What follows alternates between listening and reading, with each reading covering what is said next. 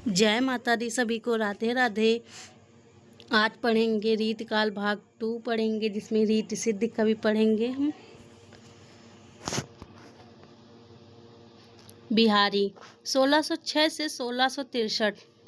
बिहारी का जन्म सन 1606 के लगभग हुआ। शुक्ल जी का अनुमान है कि वे 1663 का विद्यमान रहे। बिहारी रीतकाल के सर्वाधिक प्रसिद्ध लोकप्रिय कवि हैं। वे रीत काव्य के प्रतिनिधित्व कहे जाते हैं। उन्होंने काव्य निरूपण नहीं किया, किंतु उनकी रचना में काव्य रीत रची बसी है। वे जयपुर के मिर्जा राजा जयसिंह के दरबारी के कवि थे। वहाँ उनका काफ़ी सम्मान था। बिहारी के यश का आधार सच्चाई है। इतना कम लिखकर इतना अधिक यश कम साहित्यकारों को मिला होगा। बिहारी सच्चाई की लोकप्रियता का यह हाल है कि इनकी 2500 टीकाएं लिखी जा चुकी हैं और यह काम अभी बंद नहीं हुआ है। बिहारी मूलतः श्रृंगार के कवि हैं, यद्यपि उन्होंने भक्ति और नीति के भी मार्मिक दोहे रचे हैं। बिहारी के श्रृंगारी दोहों में सामंती जीवन का वैभव विलास ही नहीं चित्रित है, वे सामान्य गृहस्थ के दैनंदिन जीवन के भी सरस चित्र खींचते हैं। देवर, भाभी, जेठ, ननंद, सास, पड़ोसिन, वैद्य, ज्योतिषी, खेत बाग, सरोवर सब के संदर्भ में श्रृंगार के चित्र खींचते हैं। बिहारी का विषय सीमित है, लेकिन आधार फलक सीमित नहीं है। श्रृंगार अन्य प्रकार के मनोविकारों से टकराता नहीं, इसलिए संकीर्ण लगता है। बिहारी बहुज्ञत है। उन्होंने अपनी विस्तृत जानकारी का उपयोग अपनी रचनाओं में किया। एकाध दोहों में उन्होंने सामंतों का ठीक मार्ग पर चलने या नीति के पालन का उपदेश भी दिया है। बिहारी अनुभव के विधान से भाव की व्यंजना में निपुण हैं, यह उनका प्रिय कौशल है और इसके लिए वे नायकों की चेष्टाओं का वर्णन निहायत सधे ढंग से करते हैं। इस बहुचर्चित दोहों में उनकी यह निपुणता देखी जा सकती है। देख लेते हैं। बतरस लालच लाल की मुरली धरी लुकाई, सो करे भवन हसे दैन कहे नटी जाई। लेकिन बिहारी जब काव्य रूढ़ियों की सहायता से वस्तु व्यंजना के लिए चमत्कार दिखाने लगते हैं, तब वे केशवदास के बहुत समान लगते हैं। ऐसे दोहों की अतिशयोक्ति मार्मिकता नहीं उत्पन्न कर पाती, अविश्वास या विनोद की वस्तु बन जाती है। बिहारी के एकाध दोहे ऐसे भी हैं जो उनके अनुरागी चित्त की सहज अभिव्यक्ति हैं, जैसे दोहों में साघन कुंज छाया सुगध शीतल मंद समीर, मन हवे जात अजो बहे वा जमुना के तीर। लेकिन यह निरलंकृत बिहारी के यहाँ दुर्लभ है। वे मूलतः उस दरबारी विदग्धता के कवि हैं जो उस समय हिंदी और उर्दू दोनों भाषाओं के साहित्यों के समान ताशित कवियों के यहाँ मिलती है। अब दूसरे कवि देख लेते हैं। देव 1673 से 1767। इन सब जितने भी कवि हैं, इन सब की मतलब जन्म के अनुसार एक जगह नोट कर लेना, क्योंकि कभी कभी पूछ देते हैं कि देव का जन्म कब हुआ था, या क्रम के अनुसार भी पूछ सकते हैं। देव का जन्म 1673 में, इनकी मृत्यु का समय 1767 के आसपास माना जाता है। ये अनेक आशदाताओं के यहाँ रहे हैं और इन्होंने उनकी रुचि के अनुकूल रचनाएं की हैं। इनके रचे ग्रंथों की संख्या काफ़ी है। उनमें कुछ इस प्रकार है। भाव विलास, भवानी विलास, रस विलास, सुख सागर तरंग, अष्टयाम, प्रेमचंद्रिका, काव्य रसायन। देव रीतिकाल के श्रेष्ठ कवियों में हैं। इनकी तुलना बिहारी से की गई है। बिहारी बड़े कि देव बड़े, इसे लेकर हिंदी आलोचना में काफ़ी लिखा गया है। देव ने भी लक्षण ग्रंथ लिखे हैं, अतः इन्हें भी रीतिकाल के आचार्य कवियों की कोटि में रखा जा सकता है, किंतु देव मूलतः आचार्य नहीं कवि हैं। देव में मौलिक रचनाकार की प्रतिभा और सहजता प्रचुर मात्रा में थी। लोकप्रियता की दृष्टि से वे बिहारी के बहुत पीछे नहीं। देव की काव्य भूमि बिहारी से कई अधिक व्यापक है। उन्होंने कवि प्रकृति के क्रियाकलाप को देखकर अनेक उत्तम रूपक बांधे हैं, जैसे डार द्रुम पालना बिछौना नव पल्लव के, सुमन झिंगूला सोहे तन छवि भारी दे, पवन झुलावे के कीर बहरावे देव, कोकिल हलावे हुलसावे कर तारी दे, पूरित पराग सो उतारो करे राई लोन, कंज कली नायिका लतान सिर पसारी दे, मदन महीप जू को बालक वसंत ताही, प्रातः ही जगावत गुलाब चटकारी दे। देव रीति काल के ऐसे दुर्लभ कवि हैं जो रूढ़ियों की सहायताओं के बिना केवल स्तुतियों की योजनाओं से मार्मिकता पैदा करते हैं। इससे उनकी कविता में नाटकीयता आती है और जिन विकारों या भावों का चित्रण किया जाता है ये साक्षात होते हैं। इसलिए देव में उत्कृष्ट बिंब विधान पाया जाता है। जैसे कि इन पंक्तियों में बड़े बड़े नैनन सो आंसू भर भर ढर, गोरो गोरो मुख आज ओरो से बिलानो जात।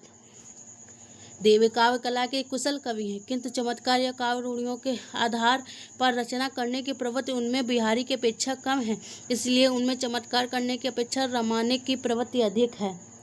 ठीक है, दूसरे देख लेते हैं कवि भूषण 1613 से 1715। भूषण ने शिवाजी की तो प्रशंसा की ही, छत्रसाल की भी की। ये रीतिकाल के दो प्रसिद्ध कवियों में चिंतामणि मोतीराम के सगे भाई हैं।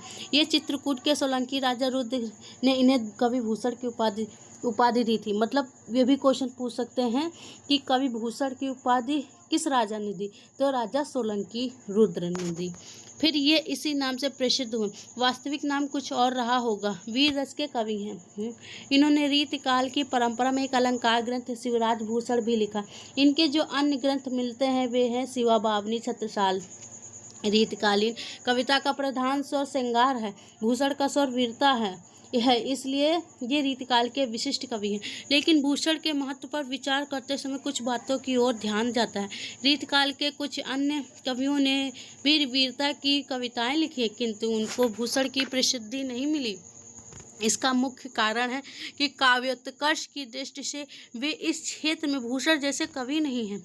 भूषण ने अपनी काव्य पंक्तियों में अनेक ऐतिहासिक तथ्यों का उल्लेख किया, जैसे अफजल खां का शिवाजी द्वारा मारा जाना, पूछ सकते हैं, दारा की औरंगजेब के द्वारा हत्या, सूरत पर शिवाजी का अधिकार, खजुआ का युद्ध, शिवाजी औरंगजेब के दरबार में जाना।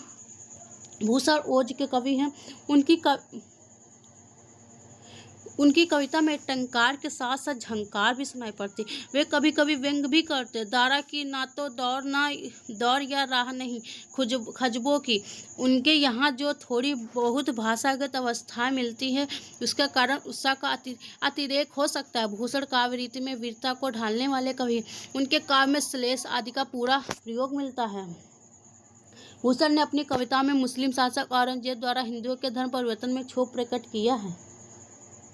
शिवाजी की प्रशंसा करते हुए उन्होंने लिखा है, शिवाजी जो ना होत तो सुनत होत सबकी। उनकी भाषा में अरबी फारसी के शब्द खुलकर प्रयुक्त हुए। उनका एक प्रसिद्ध उपकवित्व इस प्रकार है, देख लेते हैं। इंद्र जिम जम्ब पर बांडव सुअम्ब पर, रावण सुदम्ब पर रघुकुल राज है। पौन बारवाही पर शंभु रतिनाह पर, जो सहस बाहु पर राम द्विज राज है।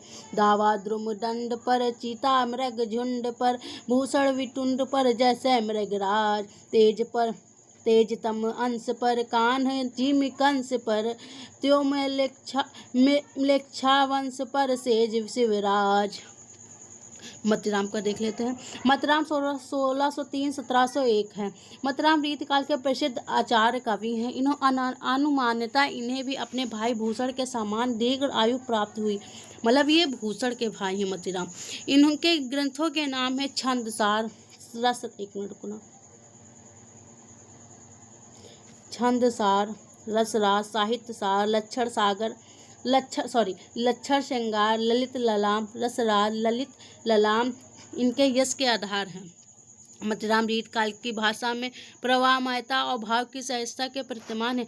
उनकी शैली में इतनी सहज है कि कविता अन्य रीतकालीन कवियों से अलग लगती। वे रीतकाल के व्याप्त चमत्कारिक से लगभग अछूते रचनाकार हैं। उनकी भाव योजना बिल्कुल सीधी होती है। वे बात को घुमाकर कहने में विश्वास नहीं करते। वे काव्य के रूढ़ियों का कम से कम प्रयोग करते हैं। अब ये पूछ सकते हैं, वे बात को घुमाकर विश्वास नहीं करते, वे काव्य रूढ़ियों को कम से कम प्रयोग करते, किसके बारे में कहते हैं? तो ये है मोतीराम के बारे में। मोतीराम लक्षण ग्रंथों के रचयिता होने के बावजूद उनके काव्य में अलंकृत पदयोजना बहुत कम मिलती हैं। मोतीराम असामान्य स्थितियों का गुफन नहीं करते। दैनंदिन जीवन की सामान्य स्थितियाँ कभी कभी विशिष्ट संदर्भ में किस प्रकार अलौकिक अनुभूति करा जाती, इस ससीम रूप में जगत के खंड कभी कभी किस प्रकार हृदय में संयोजित होकर अखंड और असीम का अनुभव कराकर हमें सार्थक कर जाते हैं, इसका पता मोतीराम के अनेक पदों से लगता है। श्रृंगार के क्षेत्र में भक्त कवियों जैसी सहजता मोतीराम की रचनाओं में मिलती। रीतकाल में इस दृष्टि से उनके सहचर केवल पद्माकर हैं, उनकी काव्यगत सहजता का उदाहरण है। रीतकाल में की दृष्टि से उनके सहचर केवल पद्माकर हैं। अब देख लेते हैं। क्यों इन अखियन सोनी हंसक हवे मोहन को तन पानी पीजे, नेक निहारे कलंक लगे यही गांव बसे कहू कैसे के जीजे, होत रहे मन यो मोतीराम कहू बन जाए बड़ो तप कीजे, हवे वनमाल हिये लागे अरु हवे मुरली अधरा रस पीजे।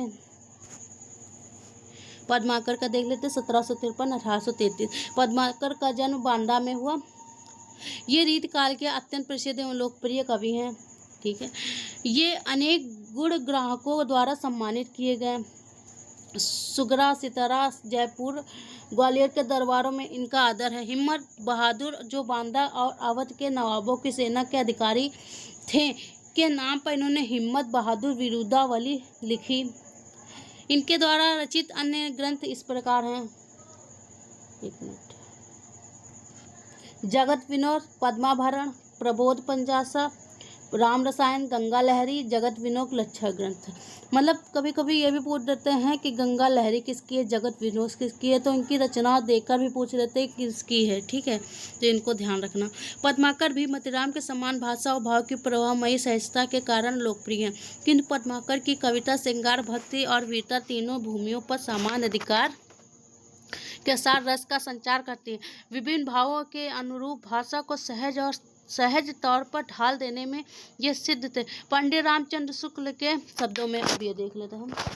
इनकी भाषा में वह अनेक रूपता है जो एक बड़े कवि में होनी चाहिए। भाषा की ऐसी अनेक रूपता गोस्वामी तुलसीदास जी में दिखाई पड़ती है। पद्माकर के काव्य में कहीं कहीं विदंगता भी मिलती है, लेकिन वह केंद्रीय भाव में ढल जाती है। पद्माकर में बिहारी की तरह समुचित बाह्य चेष्टाओं की योजना द्वारा आंतरिक भाव को व्यंजित करने की प्रतिभा थी, किंतु इनमें चमत्कार प्रियता नहीं या नहीं के बराबर मिलती है।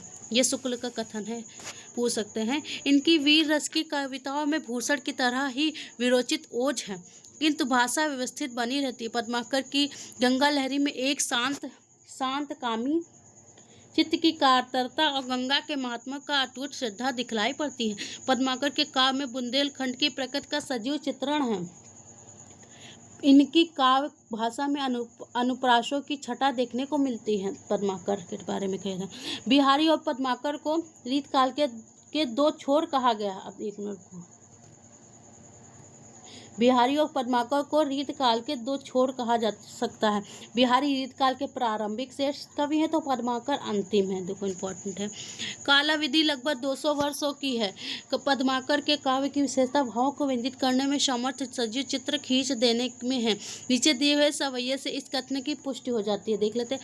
फागु की भीड़ अभीरन में गही गोविंद ले गई फीतर गोरी, भाई करी मन की पद्माकर ऊपर नाई अबीर की झोरी, छीन पितंबर कम्मर ते सुविधा दई मीड़ कपोलन रोरी, नैन नचाए कहीं मुस्का लला फिर आयु खेलन होरी। ये पद्माकर का है। ये जो लास्ट वाली लाइन है ये एग्जाम में पूछी ही जाती है, हो सकता है ये भी पूछ ले। फागु की भीड़ अभीरन में गई गोविंद ले गई भीतर गोरी, ये भी पूछ सकते हैं हम। गंग 16वीं सदी। गंग का अकबर के दरबारी कवि हैं, अतः इनका समय 16वीं सदी तक रहा होगा। ये रहीम के मित्र थे, पूछ सकते हैं। ये परम स्वाभिमानी रहे होंगे। गंग का व्यक्तित्व भारतीय साहित्य में अनुपम है। इन्हें किसी सामान्य हाथी से कुचलकर मरवा डाला था। इनका कोई ग्रंथ नहीं मिलता, लेकिन समकालीन और परवर्ती कवियों में इनका नाम अत्यंत सम्मान से लिया जाता है।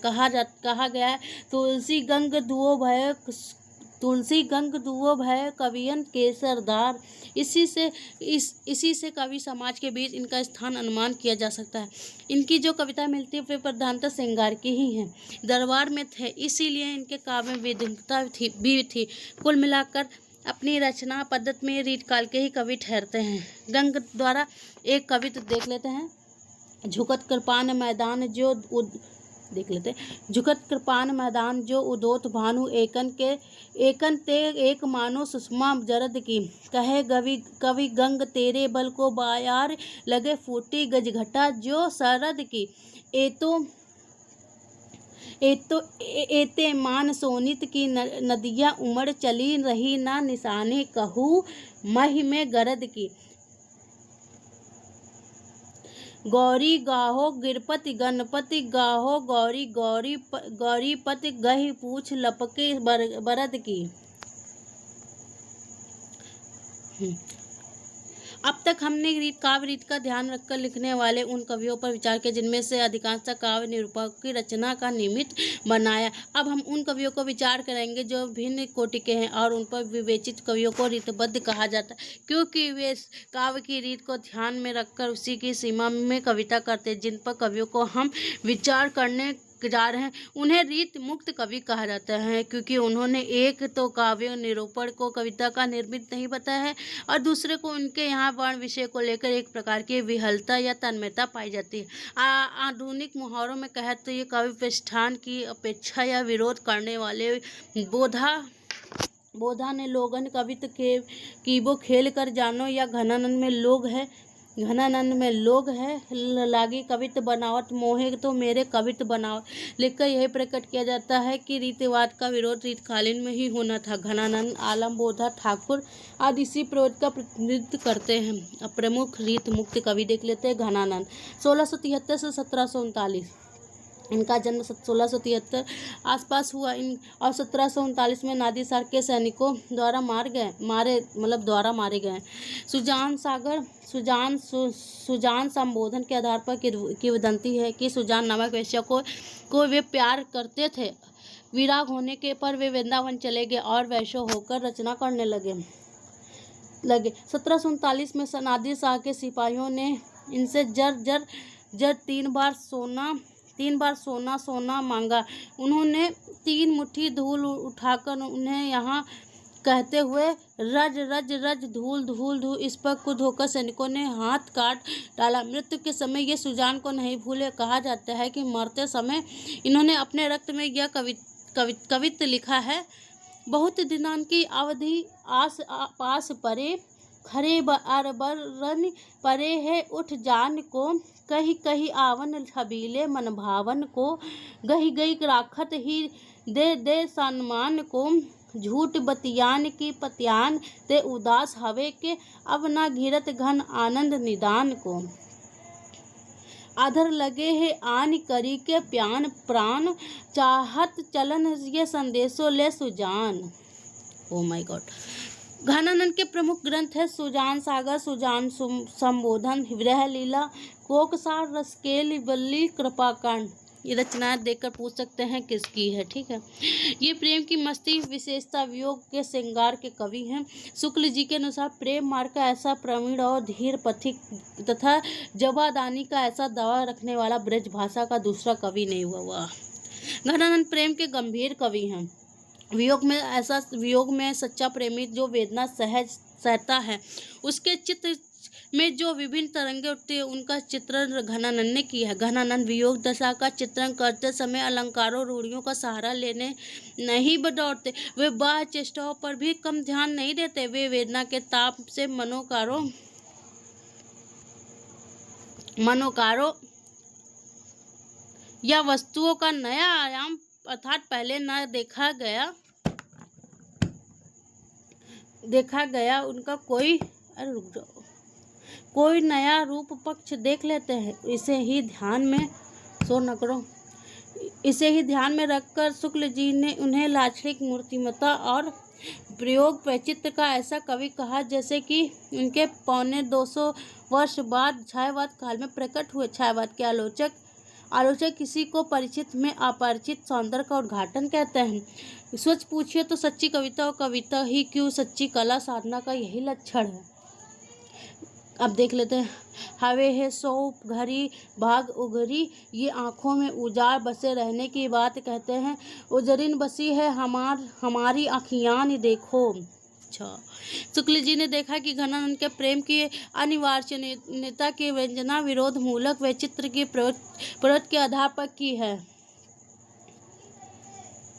झूठ की सच्चाई छाक्यो त्यो हित कचाई पाक्यो, ढकी उघरत है खोइबो लहत है।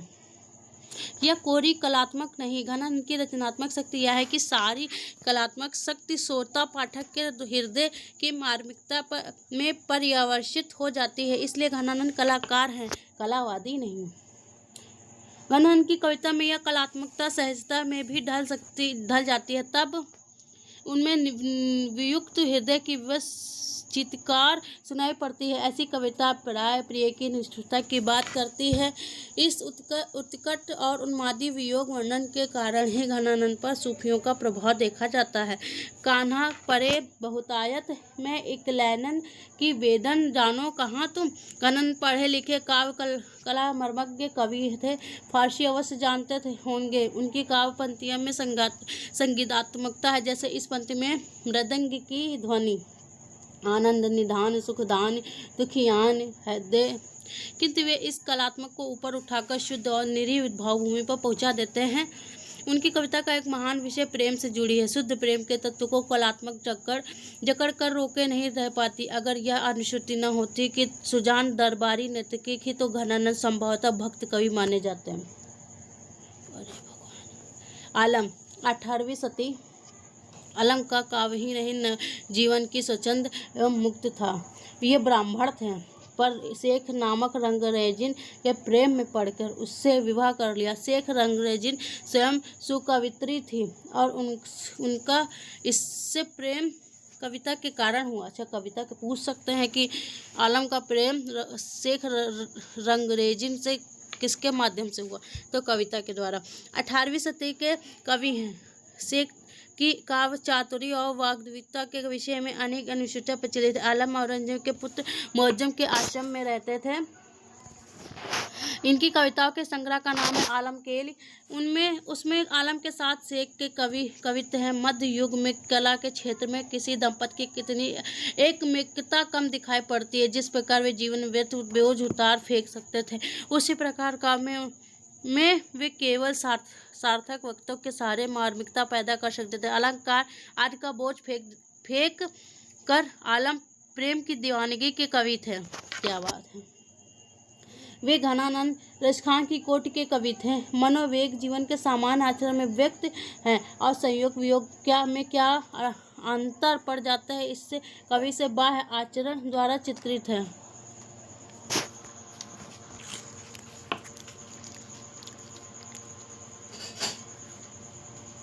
जल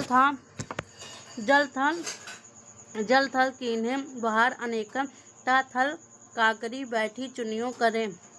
जा रसना सा करी बहु बातन ता रसनासो चरिता गुनियों करें। बोधा का देख लेते हैं।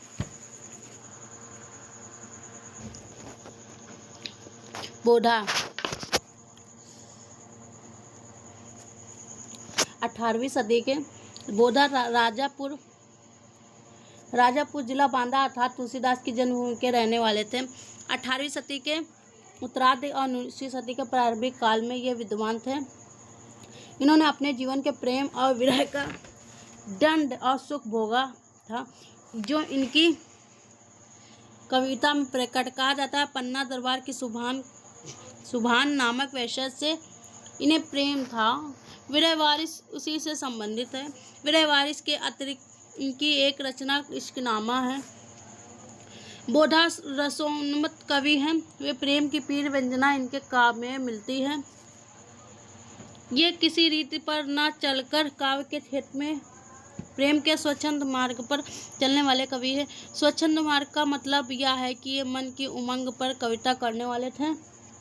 मन का कविता करने वाले और मन की बात कहने पर चूकते नहीं थे। इसलिए इनकी कविता में कहीं कहीं ऐसी पंक्तियां भी मिलती हैं जो इनका अक्कड़पन और अनंत तेजस्वी स्वभाव प्रकट करती है।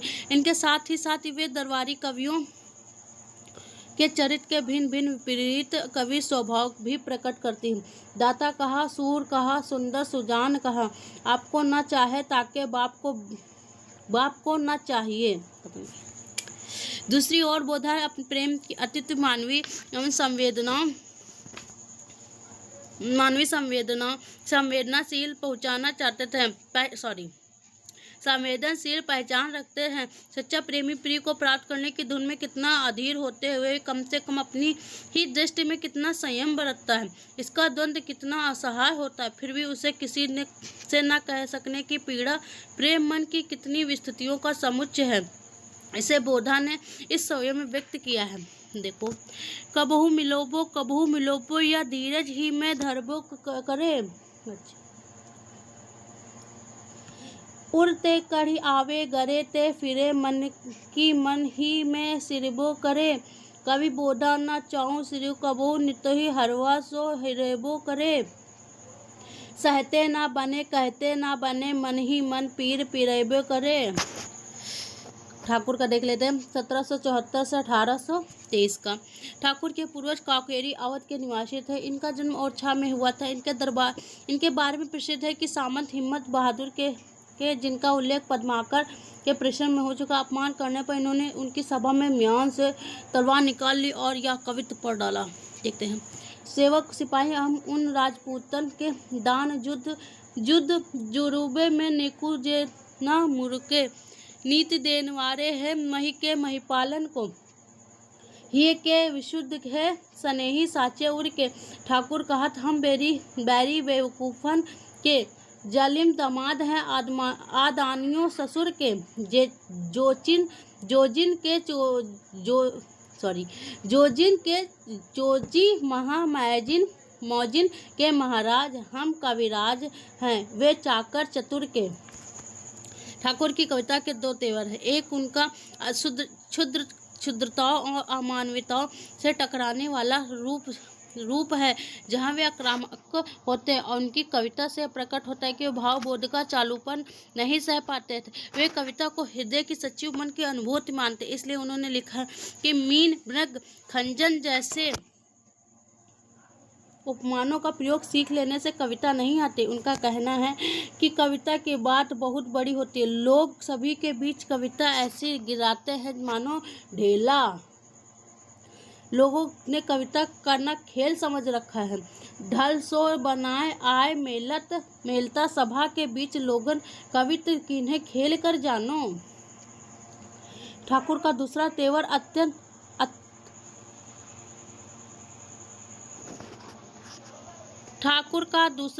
अत्यंत मानवीय, करुण, कोमल एवं सूक्ष्म संवेदनशील। कहने की आवश्यकता नहीं है कि व्यक्तित्व के ये दोनों परस्पर विरोधी तेवर वस्तुतः एक दूसरे के पूरक हैं। ठाकुर मध्यकाल के उन दुर्लभ कवियों में हैं जिनकी प्रेम की अनुभूति आधुनिक है। अब पूछ सकते हैं किसकी प्रेम की अनुभूति आधुनिक है, तो ठाकुर की। प्रेमी प्रिय का तन भी चाहता हो, लेकिन तन से अधिक उसका मन चाहता हो। प्रिय का मन प्रेमी का मुख्य प्राप्त है। मन स्थूल नहीं, अतः वह दूर रहते भी प्राप्त हो जाता है। वह पूरी तरह से ना मिले, उसमें क्षोभ या हलचल भी पैदा हो जाए तो सच्चे प्रेमी को काफ़ी राहत मिल जाती है। इसी मन स्थिति को चित्रित करने वाला यह सवैया रीतिकाल की अन्य प्रेम कविताओं से कितना अलग है। शुक्ल जी ने लोभ और प्रीति नामक निबंध इसकी व्याख्या की है। वह निर्मोहिनी रूप की रास जयो उर हेतु न ठानत हवे है, 12 बार विलोक घरी सूरत तो पहचानत हवे। ठाकुर या मन की प्रतीत है जो पे स्नेह न मानत हवे, आवत है नित मेरे लिए इतनो तो विशेष के जानत हवे है। प्रकृति के प्रेम के रंग में डूबकर स्वयं राधा कृष्ण के प्रेम का प्रतीक बन जाने का चित्रण कलाकारी नहीं, चराचर में व्याप्त प्रेम की सत्ता की भावना से संभव हुआ है। सखी कारी घटा बरसे बरसाने पे गोरी घटा नंदगांव पे पैरी। गुरु गोविंद सिंह 1866 से 1708। सिखों के 10वें गुरु गोविंद सिंह का जन्म 1666 पटना में हुआ। इनका स्वर्गवास अल्पायु में 1708 में हुआ। गुरु गोविंद सिंह का व्यक्तित्व बहुआयामी था। वे मध्यकालीन संस्कृति और सामाजिक चेतना के प्रतीक हैं। वे योद्धा, संत, राजनीतिक, कवि, प्रशासक सब कुछ थे। गुरु गोविंद सिंह की रचित अनेक ग्रंथ बताए जाते हैं। इनकी रचनाओं के संग्रह का नाम दसम स्कंध है। इनकी रचनाओं के संग्रह का नाम दसम ग्रंथ है। इसमें 16 रचनाएं संकलित हैं। इन्होंने पंजाबी, फारसी, हिंदी, ब्रज भाषा में काव्य की रचना की। इनका संप्रदाय देखते हुए इन्हें निगूढ़ कवि होना चाहिए, किंतु इन्होंने देवी देवताओं के सगुण रूप से संबंधित रचनाएं की। चंडी चरित इनकी विशिष्ट साहित्यिक रचना है। इनकी शैली ओजस्विनी है। गुरु जी रचनाओं में वीर रस प्रधान है। यद्यपि इनकी मुख्य भूमि भक्ति है। 24 अवतार नामक रचना श्रृंगार का है। पर्याप्त रंग दिखलाई पड़ता है। गुरु जी महाराज काव्य रीति के मर्मज्ञ थे। रीत काल में इनका व्यक्तित्व और कृतित्व अनुपम है। हिंदी में भक्तजनों का भक्ति काव्य तो प्रचुर मात्रा में उपलब्ध है, किंतु वीरजनों का द्वारा रचित वीर काव्य नहीं मिलता। इस दृष्टि से गुरु गोविंद सिंह के काव्य का विशिष्ट महत्व है। बीरबली सरदार दयुक्त सुक्रोंद के म्यान ते खड़ग निकारो। एक दयो तन चंडी प्रचंड के, दूसर के हरि के सिर झारो। चंडी संहार तबे बल उधारी, लयो गह नार धरा पर मारो। जो दुबिया सरिता तट जाय के, ले पट को पट साथ पछारो। रीतकाल की समान विशेषताएं देख लेते हैं। रीतकाल की समान प्रवृत्तियां मिलती है। इस काल में भक्ति, नीति, वैराग्य, वीरता आदि के अनेक अच्छे कवि हुए हैं। रीतकाल का उदय जिन परिस्थितियों में हुआ उनकी चर्चा पीछे की जा चुकी है। यह स्पष्ट किया जा चुका है कि रीतकालीन कविता का अधिकांश दरबारों में लिखा गया है। दरबारी इसका प्रमुख प्रवृत्ति है। रीतकालीन कवियों के राष्ट्रदाताओं के जीवन में आदिकालीन कवियों के आश्रयदाताओं की जितनी लड़ाई भिड़ाई की आवश्यकता नहीं थी। वे मुगल सम्राटों की अधीनता में भोग विलास के लिए स्वतंत्र थे। अतः इनकी रुचि का ध्यान रखकर काव्य रचने वाले कवियों में श्रृंगार परकता अनिवार्य थी। उधर भक्ति में धार्मिकता और लोकमूर्खता का आवेश कम होने पर श्रृंगार बच रहा। कवियों ने राधा कृष्ण का नाम लेकर आश्रयदाताओं की श्रृंगार लीलाओं का वर्णन प्रारंभ कर दिया। रीतबद्ध था। आगे के सुकवि रीज है तो कविताएं नहीं तो राधा कन्हई को सुमिरन को बहानों है। यह रीतिकाल के कवियों की आदर्श वाक्य है। श्रृंगार की प्रधानता के कारण कुछ लोग इसे श्रृंगार काल कहना उचित समझते हैं, किंतु इस काल की प्रधानता साहित्यिक प्रवृत्ति रीत ही थी, क्योंकि भूषण जैसे वीर रस के कवि ने भी रीत ग्रंथ की रचना की। अतः रीत में वीर रस के कवि भूषण आ जाते हैं। श्रृंगार कहने से ऐसे कवि छूटकर अलग जा पड़ते हैं। इस काल में कहने को यद्यपि कुछ प्रबंध काव्य जैसे केशवदास का वीर सिंह देवजू चरित भी लिखे गए, किंतु प्रधानता मुक्तक की ही रही। इस काल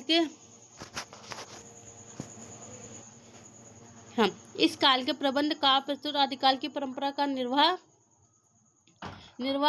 मात्र है। कवित्व, सवैया, दोहा, कुंडलियाँ इस काल के बहु प्रयुक्त छंद है। इस काल की भाषा ब्रज भाषा थी। अब पूछ सकते हैं कि रीत काल की भाषा क्या थी, तो ब्रज भाषा थी। ब्रज भाषा का रूप यद्यपि सभी कवियों के लिए यहाँ व्यवस्थित नहीं मिलता, किंतु मतिराम एवं पद्माकर में वह पर्याप्त व्यवस्थित है। ठीक है, हाँ देखो ये भी बता रहा, ब्रज भाषा का रूप यद्यपि सभी कवियों के यहाँ व्यवस्थित नहीं मिलता, किंतु मतिराम पद्माकर में यह पर्याप्त व्यवस्थित है। विषय वस्तु की दृष्टि से इस काल की कविता बहुत सीमित है। प्रधानता श्रृंगार और उसमें नायिका भेद भी मिलता है। अब ये जो इसमें विशेषता बता रहे हैं, इसके पॉइंट देख के एग्जाम में पूछ सकते हैं। एक पॉइंट दे देंगे इसमें प्रधान श्रृंगार का, मतलब इसमें नायिका भेद भी मिलता है, इसमें रीत परक सूक्तियाँ भी दिखलाई पड़ती हैं, और कुछ भी दे सकते हो ऑप्शन, तो आप सही करना पड़ेगा। ठीक, किंतु रीत परक सूक्तियाँ भी दिखलाई पड़ती हैं। रहीम, वृंद, गिरधर आदि की रीत पर रचनाएं बहुत लोकप्रिय रही हैं। इसी प्रकार भक्ति की रचनाएं भी दिखलाई पड़ती हैं। यद्यपि ये भक्तिकालीन आवेश से रहित हैं।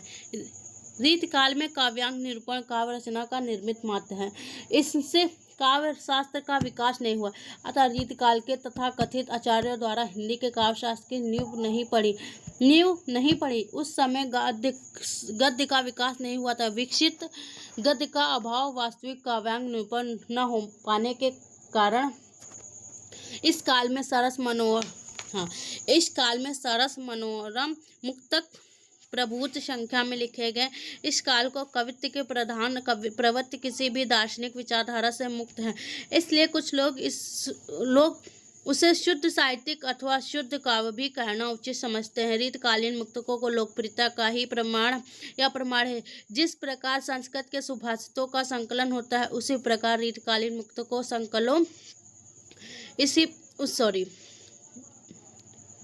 उसी प्रकार रीतकालीन मुक्तकों का संकलन ग्रंथों की भी परंपरा चली। कालिदास रीतकालीन कवि ने कालिदास हजारा में, भारतेंद्र जी सुंदरी तिलक में रीतकालीन मुक्तकों का संकलन किया है। रीतकाल की प्रमुख काव्य प्रवृत्ति अर्थात काव्य रीति को ध्यान में रखकर नायिका भेद आदि का वर्णन तो आगे की बहुत दिनों तक चलता रहा। अभी भी वह पूरा समाप्त नहीं हुआ। पर बात यह है कि इस प्रकार के मुक्तकों की रचना और श्रवण का चाव हिंदी भाषी जनजीवन में अपनी गहरी जड़ें जमा चुका था। इसलिए आधुनिक युग के प्रवर्तन के उपरांत भी ब्रजभाषा काव्य परंपरा पूरे जोश के साथ बहुत दिनों तक प्रवाहित होती रही। यदि ब्रजभाषा काव्य द्वारा सजीव न होती तो खड़ी बोली से उसकी इतनी जोरदार टक्कर न होती। किंतु इस विषय में एक बात पर ध्यान रखना आवश्यक है, सारा ब्रजभाषा काव्य रीत धारा में बद्ध नहीं है। उदाहरण के लिए भारतीय ब्रज भाषा का उपयोग रीतवादी परंपरा में भी करते थे और आधुनिक बौद्ध की रचनाओं में भी ब्रज भाषा में रीतवादी काव्य का उल्लेखनीय परंपरा बाबू जगन्नाथ दास रत्नाकर BA तक मिलती है। रीतकाल के आधुनिक अवशेष द्विजदेव 19वीं सदी। द्विजदेव भी पद्माकर पद्मतीराम की ही परंपरा में है। अयोध्या नरेश महाराज मानसिंह द्विजदेव अत्यंत साहित्य एवं समर्थ कवि थे। शुक्ल जी के अनुसार जिस प्रकार लक्षण ग्रंथ लिखने वाले कवियों में पद्माकर अंतिम प्रसिद्ध कवि हैं, उसी प्रकार समूची श्रृंगार परंपरा में इनकी सी सरस और भावमयी फुटकर श्रृंगारी कविता भी दुर्लभ हो गई। द्विजदेव ने श्रृंगार के सहज सामान्य चित्र खींचे हैं। ऋतु वर्णन में इनका हृदय खूब रमा है। देख लेते हैं। बसंत के इस वर्णन में इनकी सहृदयता देखी जा सकती है। मिली माधवी आदि फूल के व्याज विनोद लवा बरसाए करे रच नाच लतागन तान वितान सबे विद चित चुरायो करे द्विजदेव जू देख अनोखी प्रभा अली चारण की रति गायो करे चिरोजीव बसंत सदा द्विजदेव प्रसूनन की छर लायो करे। गिरिधर दास भारतेंद्र जी के पिता सेवक रीवा नरेश महाराज रघुनाथ सिंह लच्छीराम भट्ट आदि इस काल के अन्य उल्लेखनीय कवि हैं। इसी परंपरा में बाबा रघुनाथ राम स्नेही ललित किशोरी जैसे भक्त भी हुए हैं। बाबा दीन दयाल गिरी ने उत्कृष्ट अनुक्तियाँ लिखी है। इस परंपरा में भारतेंद्र जी 1885 और उनके मंडल के कवियों की स्थिति विशिष्ट है। वे परंपरा से अंशतः जुड़े हैं और आधुनिकता का वेग भी झेल रहे हैं। परंपरा में भक्ति काव्य रीत काव्य भारतीयों के यहाँ सारी अभिव्यक्तियाँ ब्रजभाषा में होती है। रेखाड़ी बोली का उपयोग वे उर्दू काव्य रचना के लिए रसा उपनाम से करते थे। यहाँ भारती जी की ब्रजभाषा के तीनों रूपों का एक एक उदाहरण देखना समीचीन होगा। देखते हैं। भक्ति काव्य की गेयपद परंपरा। ब्रज के लता पता मोहे कीजे गोपी पद पंकज पावन कीरज जामे सिर भीजे आवत जात कुंज की गलियन रूप सुधा नित पीजे श्री राधे राधे मुख यावर मुँह मांग्यो हर दीजे। रीति काव्य की परंपरा देख लेते हैं। जिये सूधी चित्तौन की साधे रही सदा वातन में अनखाए रहे हंसे के हरिचंद न बोले कभी जिये दूरही सो ललचाए रहे नहीं नेक दया और आवत करके कहाँ ऐसे सुभाए रहे सुख कौन सो प्यारो दियो पहले जिम जिम के बदले सो सताए रहे, जी के बदले सो सताए रहे। आधुनिक, अब देख लेते हैं आधुनिक बोधयुक्त काव्य देख लेते हैं। रचि बहुविध के वाक्य पुराणन मही घुसाए, ये देखो। सेव साक्त सेवैसो अनेक मत प्रगट चलाए, विधवा ब्याह निषेध कियो विचार प्रचार्यो, रोक विलायत विलायत गमन कूप मंडूक बनायो। यही स्थिति निम्नाधिक मात्रा में प्रतापनामी 1856 से 1883, उपाध्याय बद्रीनाथ प्रेमघन 1855-1913, हरिओद का 1865, 1941, राय देवी प्रसाद पूर्ण 1868 से 1914 आदि की भी हैं। श्रीधर पाठक 1859 से 1928 का ब्रज भाषा का भक्ति काव्य एवं रीति काव्य परंपरा से काफी मुक्त स्वच्छंद रोमांटिक है। श्रीधर पाठक के बारे में बता रहे हैं। हिमालय की शोभा का जो वर्णन उन्होंने किया है वह ब्रज भाषा काव्य के लिए बिल्कुल नई चीज है। वस्तुतः श्रीधर पाठक के ब्रज भाषा काव्य का नई चेतना का जो प्रभाव पड़ रहा है वह साहित्य के इतिहास की दृष्टि से भारतीय युग के आगे की संवेदना है। भारतीयों के यहाँ प्रकृति का ऐसा खुलकर नहीं आता। पंडित रामचंद्र शुक्ल ब्रज भाषा के काव्य के अधिकांश इसी स्वच्छंद काव्य की कोटि में जाना चाहिए। वियोग हरि 1896, ब्रज भाषा वीर सतसई की रचना की। ब्रज भाषा काव्य परंपरा 20वीं शताब्दी में सर्वाधिक उल्लेखनीय रचना है। सत्यनारायण कविरत्न 1859 से 1918, बाबू जगन्नाथ दास रत्नाकर 1866 से 1932, सत्यनारायण जी का प्रधान क्षेत्र ब्रज भाषा काव्य अनुवाद है रहा है। भावभूति के 2 नाटक उत्तर रामचरित मालती उनके द्वारा अनुदित रूप से बहुलोकप्रिय विख्यात हैं। उन्होंने मैकाले अंग्रेजी खंड काव्य होरेशियस का भी अनुवाद किया। उनके 2 काव्य संग्रह प्रेमकली और भ्रमरदूत में यशोदा के भ्रमर के माध्यम से कृष्ण के पास संदेश भेजा। कहने को यह काव्य संदेश काव्य की परंपरा है, किंतु यह ध्यान देना चाहिए कि संदेश काव्य प्राय श्रृंगारी भावना को ही लेकर चले हैं। यह संदेश काव्य वात्सल का है। यह एक प्रकार की संबंधों की व्यापकता का साहित्य पर प्रभाव है। यह एक प्रकार से संबंधों की व्यापकता का साहित्य पर प्रभाव है। सत्यनारायण जी ने समसामयिक विषयों और राष्ट्रीय नेताओं से संबंधित विषयों पर भी रचनाएं की हैं।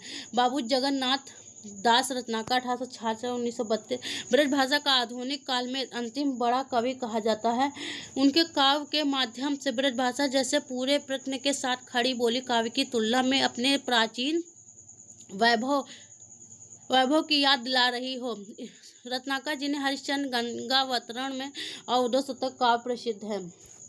इसी प्रकार उन्होंने प्राचीन आख्यानों को लेकर ही ब्रज भाषा काव्य की समृद्धि की। इस काल में या इसके थोड़ा पहले ही खड़ी बोली के कवि प्राचीन आख्यानों को आधार बनाकर काव्य रचना कर रहे थे। उदाहरण के लिए प्रियप्रवास हरिओद कृष्ण आख्यान की नए युग बोध के अनुकूल व्याख्या की। उन्होंने कृष्ण को 20वीं सदी के स्वाधीनता आंदोलन के नायक बना दिया। हरिओद रत्नाकर की प्रबंधात्मकता ऐसी कोई बात नहीं है। रत्नाकर अंग्रेजी के विद्वान थे। उन्होंने पोप के ऐसे ऑन क्रिटिसिज्म का रोला छंद में अनुवाद किया, किंतु उनकी रुचि रीतकालीन थी।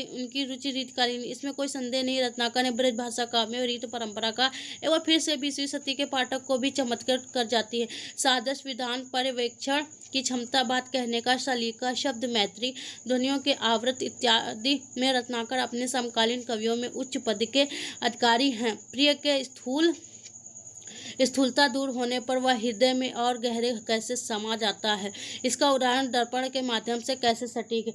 ज्यो ज्यो बसे जात दूर दूर, प्रिय प्राण मूर, त्यों त्यों धसे जात मन मुकुर हमारे में। किसी विशिष्ट स्थिति में पात्रों के भावांतर को साक्षात कर देना रत्नाकर को खूब आता है। देख लेते हैं। उझिक पद कंजन के पंजन पे, पेख पाती छाती छोहन छवे लगी। हमको लिखियो है कहाँ, हम कहाँ न सब लगी। इस पर भी रत्नाकर का काव्य कुल मिलाकर अपने युग का श्रेष्ठ काव्य नहीं हो सकता था। नंद दुलारे वाजपेयी ने उनके काव्य की कमजोरी का संकेत करते हुए ठीक ही लिखा, जो काव्य अनिवार्य नहीं वह सारी कलात्मकता के बावजूद भी श्रेष्ठ नहीं हो सकता। ऊपर जिन ब्रज भाषा कवियों की चर्चा की गई उनमें से अनेक ब्रज भाषा काव्य रचना त्याग कर खड़ी बोली को अपना लिया। उनमें से कई काव्य भाषा के रूप में खड़ी बोली को प्रतिष्ठा करने वाले नई चेतना के कवि हुए। आधुनिक बौद्ध तो प्रधानता गद्य के सहारे प्रकट हुआ। Thank you. जय माता दी। रीतिकाल कंप्लीट हुआ। अब नेक्स्ट टॉपिक होगा आधुनिक काल।